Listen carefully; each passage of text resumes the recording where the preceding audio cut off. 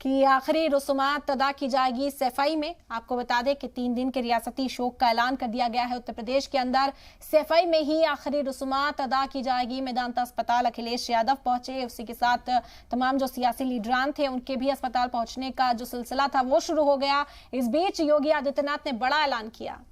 बहुत ही दुखद है, यूपी की राजनीति की दृष्टि से भी, देश की राजनीति की दृष्टि से भी।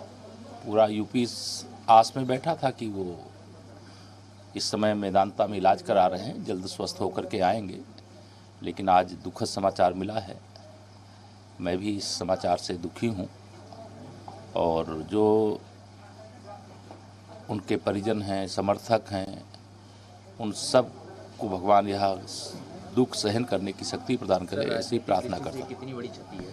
देखिए, राजनीतिक दृष्टि से तो मैं अगर कहूँ कि एक युग का अंत हुआ है तो गलत नहीं होगा। मुलायम सिंह जी की जो राजनीति थी वो एक अलग प्रकार की राजनीति थी। मैं व्यक्तिगत तौर से तो उनसे बहुत कभी संपर्क में जुड़ा नहीं रहा हूँ, लेकिन उनके बारे में जो सुना हूँ, जाना हूँ, उसमें यही है कि वह राजनीतिक क्षेत्र में जो भी कभी भी कोई भी समस्या लेकर के आया, वो पावर में रहे हैं तो, पावर से बाहर रहें तो भी जितनी मदद करने की उनकी क्षमता होती थी वो मदद करने का काम करते थे। और राजनीति में रहने वाले के अंदर यह भाव रहना चाहिए।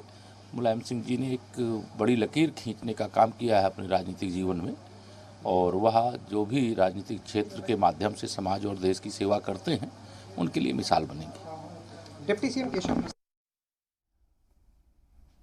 तो उत्तर प्रदेश के डिप्टी सीएम केशव प्रसाद मौर्य का बयान इस वक्त आपने सुना। बेहद मुतासिर उन्होंने खुद को मुलायम सिंह यादव से बताया और तजुर्बात भी शेयर किए। यहाँ पर सभी इस वक्त गम में है, चाहे वो किसी भी सियासी पार्टी से ताल्लुक क्यों न रखता हो। बेहद मारूफ और बड़ी शख्सियत के हामिल मुलायम सिंह यादव का इंतकाल होना सभी के लिए इस वक्त तकलीफ देने वाली खबर है। इस खबर को मानना, इस खबर को कबूल करना एक दर्द का बायस है लोगों के लिए।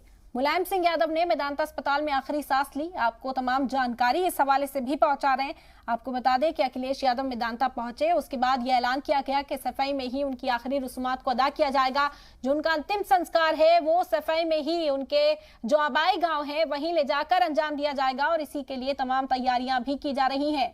बतौर वजीर दिफा भी उन्होंने काम किया, इसलिए फौज की ओर से कई रस्म और रिवाज को अदा किया जाएगा। दिल्ली के जो सपा दफ्तर है वहां उनके जज्बे खाकी को ले जाया जाएगा, तिरंगे में लपेट कर फिर उनका जज्बे खाकी सफाई पहुंचेगा।